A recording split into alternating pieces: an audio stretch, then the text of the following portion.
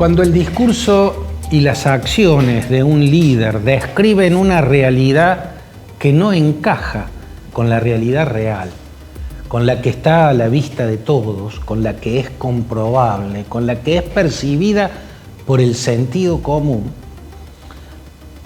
aparece una señal de penumbras, ¿no? El vaticinio de un tiempo oscuro por venir. Y el rol de la crítica política, el análisis político es crítica política, es señalar esos vaticinios, es señalar y subrayar, visibilizar esas señales que deben ser analizadas, tomadas en cuenta como claves de interpretación de la realidad.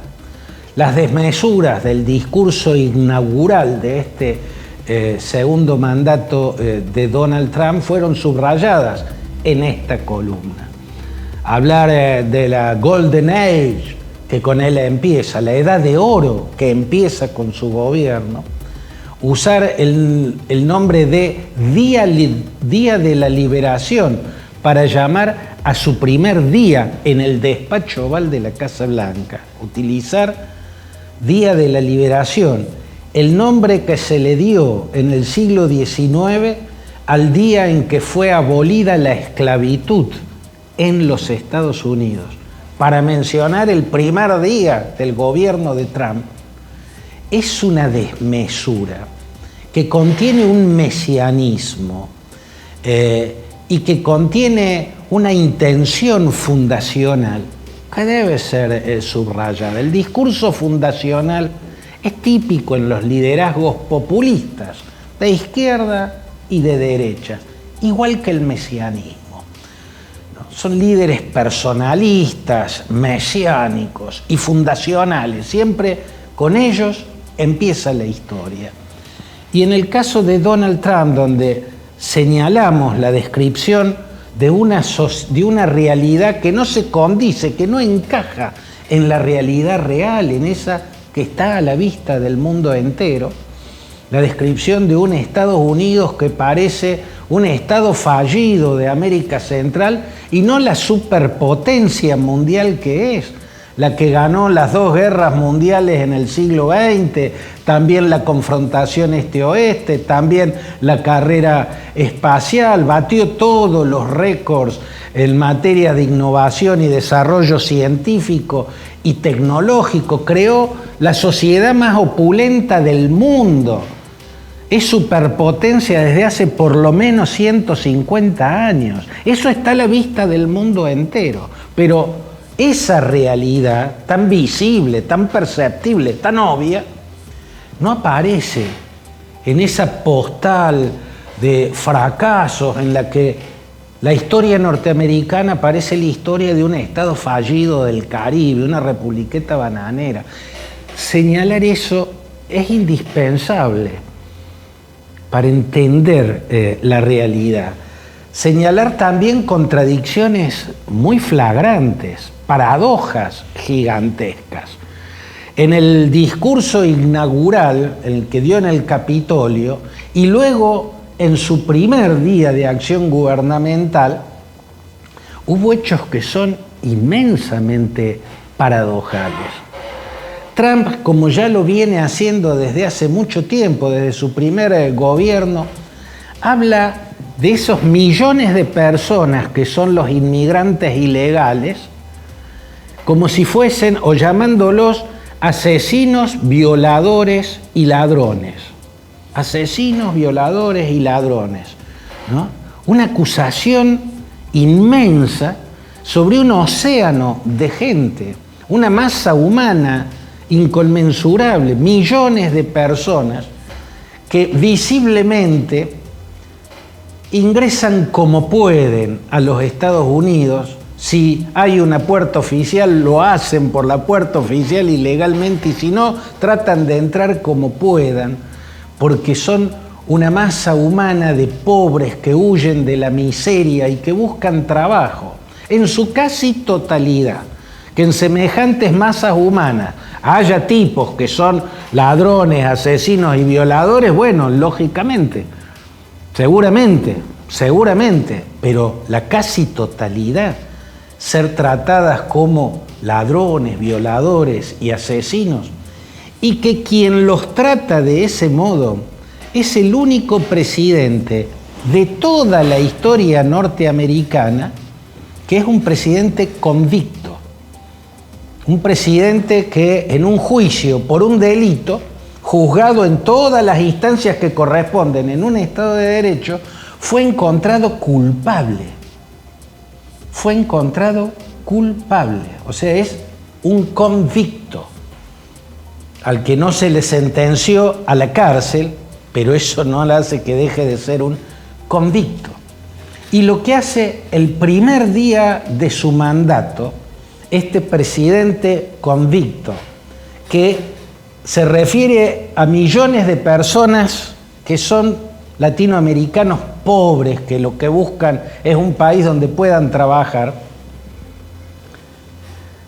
que los describa como asesinos, ladrones y violadores, el hombre que pocas horas después de hacer esa acusación a mansalva, firma un decreto indultando a 1.500 tipos que tomaron por asalto el Capitolio aquel 6 de enero del 2021, de manera violentísima, destrozaron oficinas, destrozaron parte del hemiciclo donde se hacen las deliberaciones, causaron 9 muertes por un ataque que tenía como fin impedir el reconocimiento, la acreditación del resultado del escrutinio de una elección porque Trump había perdido. O sea, un asalto violento perpetrado por una turba violentísima que causó destrozos en un edificio histórico de los Estados Unidos y causó también 9 muertes y tenía una intención golpista que fue investigada por el FBI y juzgada en todas las instancias que establece un Estado de Derecho, ¿a ellos los indultó?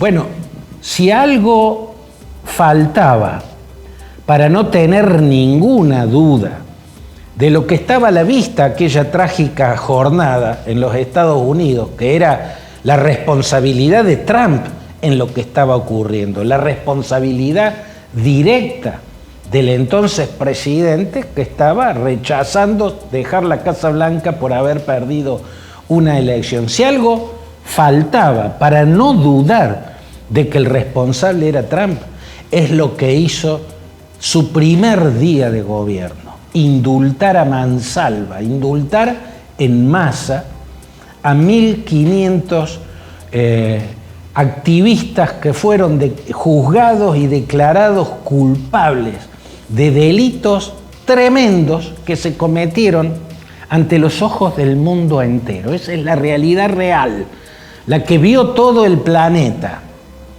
O sea, el hombre que acusa a mansalva a millones de personas de ser delincuentes, asesinos, violadores y ladrones, sin mostrar prueba alguna de semejante acusación, anunciando una redada masiva para capturarlos y deportarlos en masa, indulta en masa a los autores de delitos aberrantes que fueron probados y que se cometieron a la vista del mundo entero.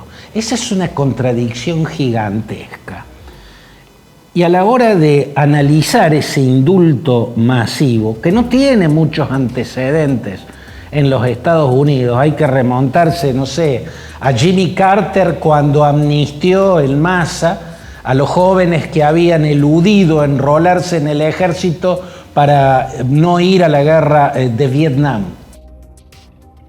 Un indulto masivo de esas características, aprobados culpables de delitos aberrantes y violentísimos, de algún modo es el reverso, pero con la misma significación respecto a la cultura de derecho, a la cultura democrática, que lo que hizo Fidel Castro ni bien tomó el poder en Cuba.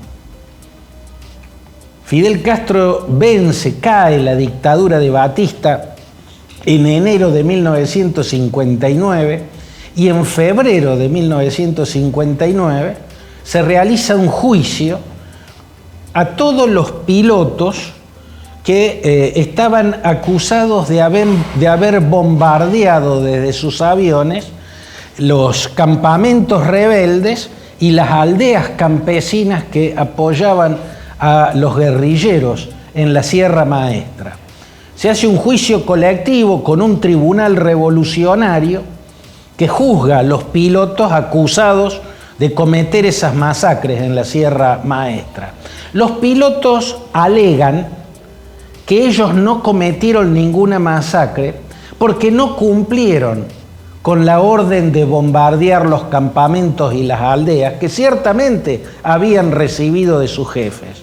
Explicaron que partían de la base, iban en dirección a la Sierra Maestra, pero seguían de largo, llegaban hasta el mar, descargaban las bombas en el mar y regresaban a la base, donde, por cierto, decían que era una misión cumplida, que el bombardeo se había realizado. El tribunal hizo investigar los sitios donde se habían perpetrado los supuestos bombardeos y no encontró ninguna prueba, ningún campesino que saliera a decir sí, nos bombardearon la aldea. Como no había ninguna prueba de los bombardeos de que se los acusaba, el Tribunal Revolucionario absolvió en el mes de marzo a los pilotos de la Fuerza Aérea que estaban siendo juzgados. ¿Qué hizo Fidel Castro? Estalló de furia, repudió el veredicto del tribunal, el veredicto del jurado, ordenó hacer un nuevo juicio y los hizo condenar sin pruebas. Esa fue la señal de que lo que había reemplazado, la primer señal, de que lo que había reemplazado a la dictadura de Fulgencio Batista era otra dictadura. Lo que hizo Trump, salvando las diferencias, es lo mismo, nada más que en sentido reverso. En lugar de hacer condenar inocentes, indultó culpables, probados culpables, de crímenes horribles. Sí, lo hizo en el marco de la ley, porque la ley le da el derecho a los presidentes de indultar, pero como señal es una gigantesca paradoja, una paradoja oscura que vaticina tiempos de penumbra.